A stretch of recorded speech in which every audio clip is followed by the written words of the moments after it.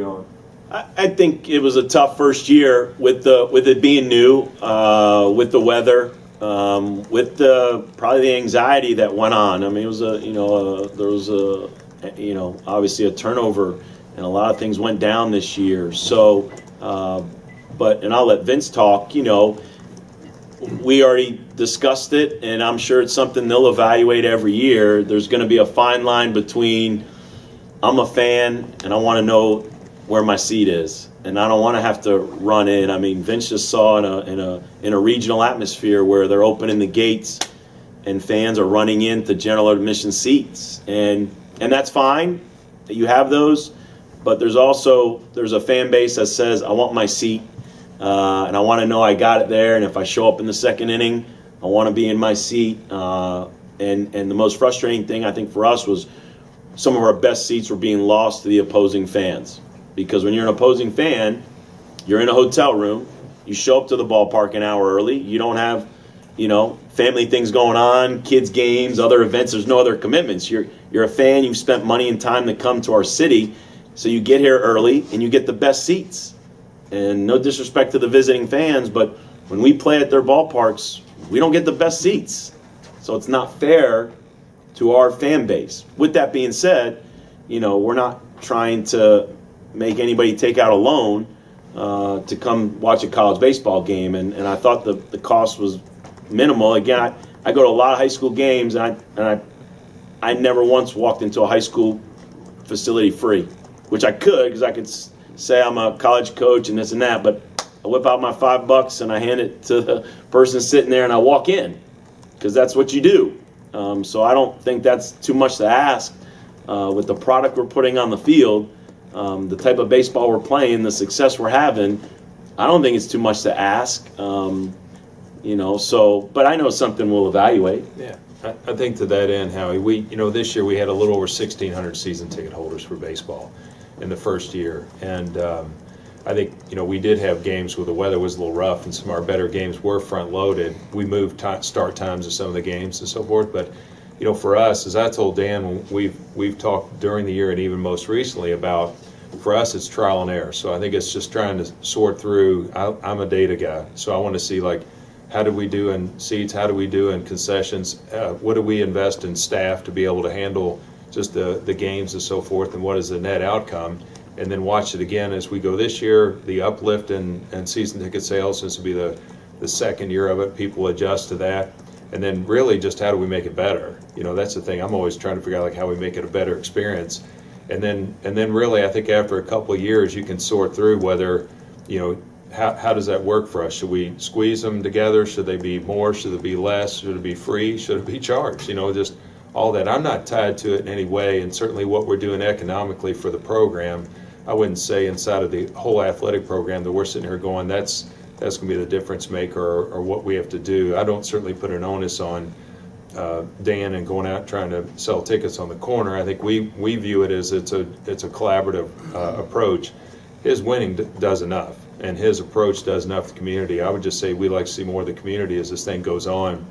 I played in the SEC and played in front of 10,000 on weekends, and we just played in front of a nice crowd down at Texas Tech, and when we go play Ole Miss, we're going to play in front of 10,000. We go play these schools, so they'll be packed. It'd be nice to have that, develop that. But I think I always say, we, just like in other sports, we have to, as part of the athletic department, has to create that environment too. So I'm more about, if we say we need another 500 seats, I'm more like, how do we create the environment to be really fun and tie in some of these initiatives, which we'll give more detail at a later date on that we've discussed on why we're going to make it more fun, yet support the kids in the program with more resources. Vince, you've spoken about how it's in the time that you've had this job to trim the budget where you can. Knowing that, is the department still able to stay in the top tier in terms of compensation and things like that, and how do you reconcile those two? Yeah, I think so. I think by the level, the quality of coaches we have, the level of coaches we have, the compensation we pay the coaches. Look, there's no secret. Our budget will get approved at on Tuesday in the finance committee, and I think even in my own area, I've openly talked about we've cut $1.5 million out of the athletic director's office in terms of things where we spend money my personal compensation, those things I'm not embarrassed to talk about. I think that is to have the ability to invest that back into our coaches. I think certainly the Adidas agreement that does kick in July 1 gives us the ability to do that. I think we're trying to be thoughtful about where that money goes. You're going to have to remain competitive, with the coaches, and if you want to compete and still invest in your facilities.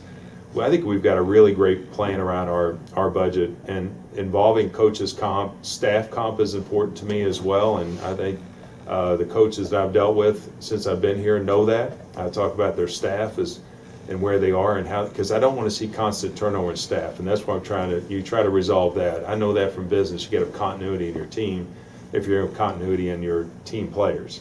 And we've been able to maintain that here, and believe we're going to do it again with Dan's staff. So, but I'm comfortable inside of where our budget is today. I think we've been thoughtful about our expenses. We've certainly looked at the discretionary side of inside the athletic department where we spend money, so that we can invest more back into the kids, to the academic side, to the fans. Our initiatives are laid out well in bullet point form for our board that they've reviewed, where we're going to put money into the students. And their experience. We want them to leave here and have a great experience. I read through all the exit interview comments from our student athletes that are graduating now.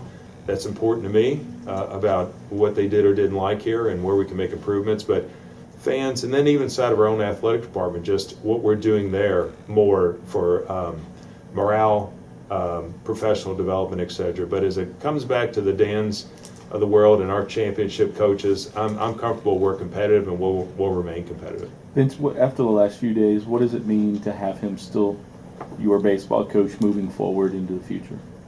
Dan's not on social media. I am. And I think it didn't take long. I mean, I got home last night. It was my one night with my wife to have dinner, which we love to cherish, but the phone buzzed off the table the whole time.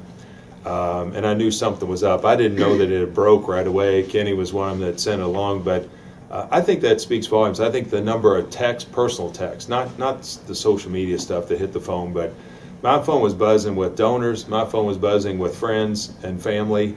And I think the reaction this morning, getting to the office, there's a lot of excitement in our athletic department office about what's going on related to Dan and our baseball program and the continuation of that. I know our high-level donors are very excited. I won't deny there's been inquisition along the way since that came out that, hey, Mississippi State has interest in Dan and so forth. I get that. That's part of the business, but it doesn't necessarily impact like every move we make here. I think the good thing is we've been talking for a while about what we want to do to move the program forward. So it wasn't like I had to come up with a bunch of new ideas. The notes we go over were the same notes we had a few months ago. So this is something you can't be a knee jerk. You got to be in sync along the way, or else Dan's going to think he's just trying to come here at the last second. I don't think that's the case here. I think we got a great partnership. Dan, when you talk about expectations, with that meeting you guys had, some guys drafted that you obviously probably will lose, but the expectations are still going to be to go to Omaha next year. Yes. Yes. And that's what we want. I always tell our kids we can't be afraid of that. I mean, you were recruited with that. You came here with that. You've been very close to that for several of the players. So, there's no doubt the number one, the top goal will be to get to Omaha and win a national championship. I think, and that's that's something that I'm thankful every morning when I wake up, my feet hit the ground. I'm coaching in a college baseball program where we have a legitimate chance to win a national championship. Like, man, what a blessing. And so from our coaches and our players and our support staff, we don't ever want to take that for granted. There's a lot of time between now and next spring, so there's really, got to be careful getting ahead of yourself. But, we sent a lot of guys off to summer baseball, and 10 or 11 to the Cape Cod League, and others to the Northwoods League or the Coastal Plains League, the New England League, and maybe USA Baseball. And then we have a super talented group coming in. We had 7 guys drafted, and yeah, I think, two of them went in that first round, and that's obviously a sign that they're probably leaning to sign and chase that dream. But, the other 5 went in later rounds and have conversations with all those families, and we feel confident that they're making a great decision and coming to the University of Louisville. So, and there's others. You don't have to be drafted. Logan Wyatt wasn't drafted out of high school, and he was an All-American, and I'm going to argue he's one of the best left-handed hitting first baseman in the country. And he's one of several guys. You don't have to get drafted out of high school to come here and be a superstar, but it is cool for those guys that are already on pro ball's radar to come here and just get better. And so let's hope the expectations on February whatever are as high as they are today, because we feel really good about the future. Had multiple All-Americans, as you alluded to, this year. Is there any room on the outfield wall left? Yeah, well, that was brought up there. I think Garrett informed me in Lubbock that Adam Wolf and Logan Wyatt were, or maybe it was the ACC tournament, but they were All-Americans, and we were hoping maybe another guy or two could sneak on to one of these later awards.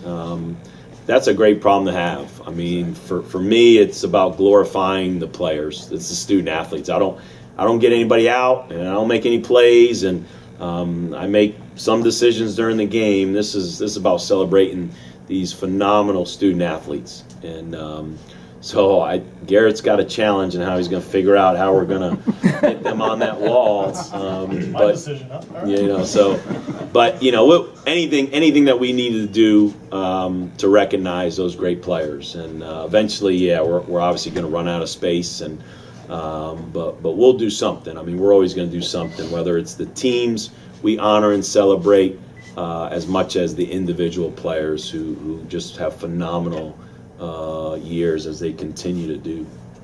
Vince, what's the process now? Will you guys negotiate and then you try to present something to the EULA board, or how does that work, just process-wise? No, I think Dan's clear on where we are in terms of ability to amend the agreement. So I think it's that, and I think Neely's clear on that as well. It's getting the personnel committee, taking it to that sense on Tuesday, and just kind of going through the formality of the process. So I think we've just, as I said, it's one piece of it. I just want to be clear that where we stood as a program and what I foresee as the leader of that program of what we want to do with baseball. And I'm thinking, Dan, it's the challenge back to him. If we don't agree on these things, then maybe you should entertain some of these. But this is where I think we want to go. But the good thing is we're right in sync on all these facets. I mean, I think we know we're competing even on the, as Dan alluded to, these high school kids that get the opportunity to get drafted. We've had a lot of them come here, have been offered 6 and 7 figures. And I feel, where I look at it is, I feel like we're competing in player development with the minor leagues, and that what they get offered as a senior, their 3 years here is going to make that value go up greater. Their 3 years invested here is going to be greater while they're getting a college scholarship. So we got to have facilities and coaching staff to make sure that we're going to compete and even be better at some of the minor league programs that are out there, that the quality of player development here is equal to, but hopefully better than what they're going to get in sitting in single A or high single A or double A ball over the next 3 years. And that they develop enough to where if they move from the 10th round to the second round to the first round in many cases with us now, that those kids, it's going to be a hell of a return on investment for their 3 years here, and they got 3 years of education. And Dan knows that data better than anyone in the country on how to recruit with that data and what it means to those families. It's our job to educate them, but we have to have that here to show what's going to happen. And that's where I think we'll get more of these in the future, and that recruiting pool that he's done so well with, particularly in the Midwest, and will continue to come here. And what conversations have you had individually with the 8 guys drafted? You mentioned which you have a sense of where they're leaning, and the high school kids too. Do you expect Jared Killen? Yeah, our current players, the 8 that were drafted, we feel like 7, we'll probably sign, maybe 8, but we've also had some discussion that maybe not everyone will, and I'd rather not personally speak about each kid.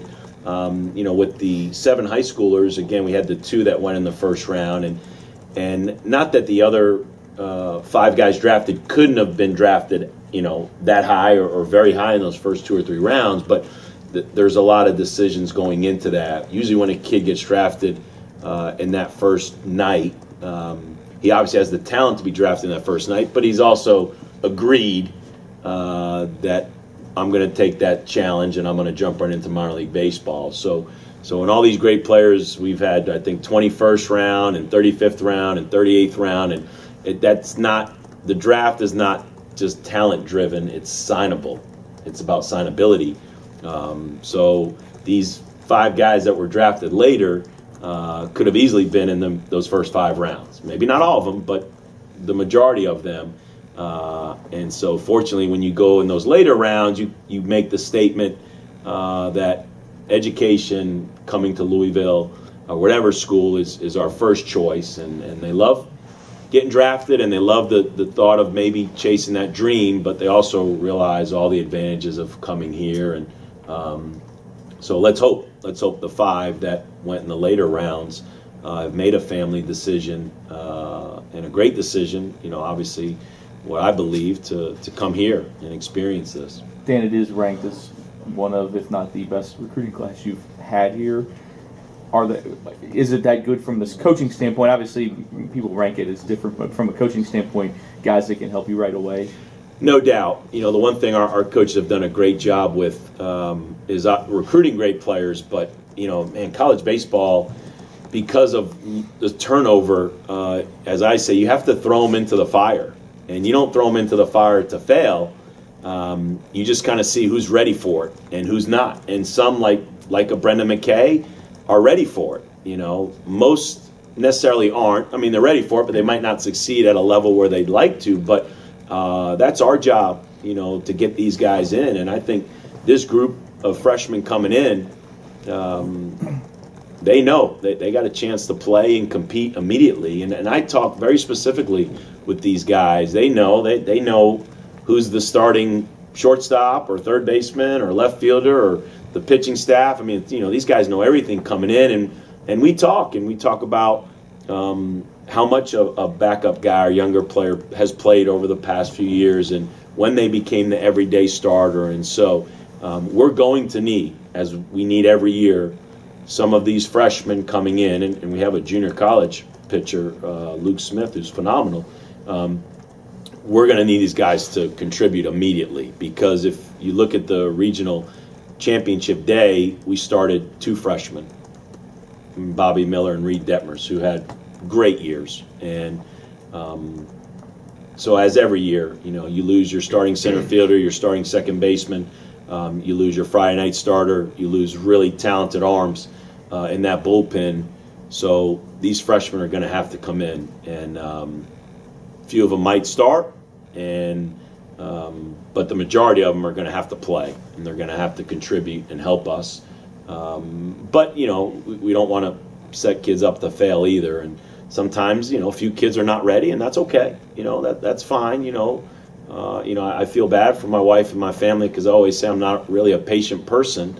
But it's amazing with the student athlete. I have a lot of patience. I mean, if you're not ready as a freshman, it's okay. It doesn't mean you cannot. It doesn't mean you're not going to be a great player here. Some kids just take a little longer than others.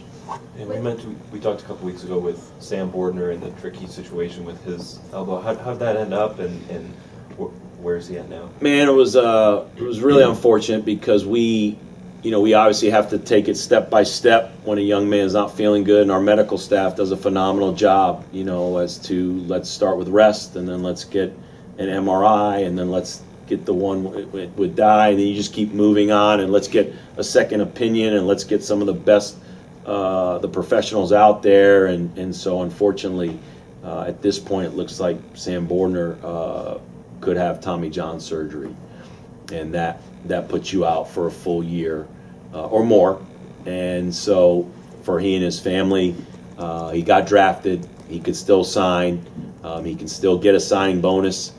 They can pay for his school. He can come back to school and graduate this fall. So as Sam and the other draft picks know, and we'd be more than happy to pay for your scholarship and get you back here and help you in this process. But he also might think, well, at this stage in this part of my career, maybe I sign, take the money, and prepare to make it to the big leagues. But the one thing that I'm excited about with all 8 of our draft picks, and like I said, the 6 or 7 that we'll sign, we think we talk about coming back in the fall. And I put a lot of heat on them about, you get one chance to negotiate, you get one chance to sign a contract, then they own your rights for 6 years or so, and come back in the fall and graduate. And I tell them the Adam Duvall story and all the others who graduated in that fall semester, from Nick Solak to Andrew Harrington to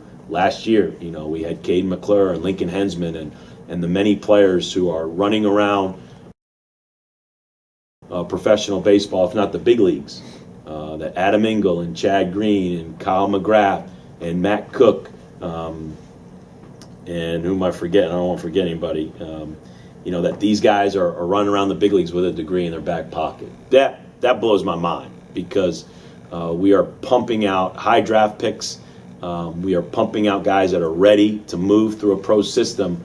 But for me, and it's different, because 10, 15 years ago, it wasn't like that. And I feel guilty as an older coach that 15 years ago, but the system wasn't geared as much for guys to get a degree. The requirements weren't as difficult. There weren't online classes. It was much harder. And I tell our kids that, the opportunity they have now to do both. Come to college, get this phenomenal degree, and get ready to chase your dream of being a big leaguer. So for all these guys that might sign or are about to sign or have signed in the last 24 to 48 hours, that I'm hoping most of them will be back this fall. And I guess that goes back to the first question, the pro locker room, right? Like that's why we're doing the pro locker room, because it's our job to help these kids get a degree, and then it's our job to help them make it to the big leagues. Anything else? Well, a question about the pro locker room. Is that you see a fundraising project, or is that going to be a budgeted item? How much have you raised so far? Yeah, I think it'd be a combination of, we're prepared in our budget. We've talked about it internally to fund some of that. Dan always has been one of our best on campus, the coaches, of developing fundraising on his own. He's held me hostage every year. He did again this year. That's right. Even as AD, he still took my check. So you can join the Dugout Club. Anybody watching or listening, we'll take your donation. So I know where he's spending my money. But in all sincerity, I think our view was originally go into it and kind of split it into 3 buckets, where there would be some from our Dugout Club fund. Some we've had Aaron Flaker, as I mentioned, stepped up and said he'd take effectively about a quarter of the project. And then athletics would probably fund half of that, and we'll see where it comes out. We have rough ballparks where we think the dollar amount would be. There was probably some lesser dollar. I think it's grown. My personal feeling is I think it's a higher dollar amount, but we'll see. And there are there's other interested parties. There's been a couple donors that we really haven't engaged that have come forward that are in that space that would like to participate as well. And that's where Dan and I've talked about having those meetings. Now that the season's done, we can sit down and have a lunch and then visit the site and go through it and start getting a real number in front of us versus just us speculating. I think the number we had before was probably skin and bones. We want it to be pretty cool. Very good.